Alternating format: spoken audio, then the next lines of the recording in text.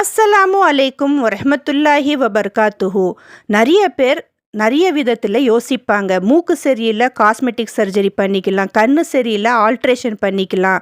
Seek சரியில்லை, alteration பண்ணிக்கலாம். அவ்வாறு மட்டும் அவையிலே பண்ணக்கூடாது. இந்த ஹாலிவுட் ஆக்ட்ரஸஸ் அதே போல் அட்டம் பண்ணனால இவங்களோட ரிசல்ட் ரொம்பவே மோசமாக வந்திருக்கு. சிலருக்கு கண்ணே ஓப்பன் பண்ண முடியல, சிலருக்கு மென்டல் ஹெல்த் பாதிப்பு ஏற்பட்டு இருக்கு.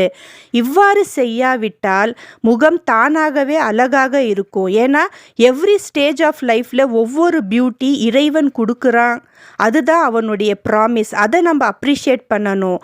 மில்லியன் க்ரோஸ் எக்ஸ்பென்ஸ் பண்ணி இவங்க போய் சர்ஜரி பண்ணுறாங்க. ஆனால் ரிசல்ட்டை பாருங்கள், அதோட இம்பேக்டை பாருங்கள், எவ்வளோ பயங்கரமாக இருக்குது, டெரிஃபிக்காக இருக்குது.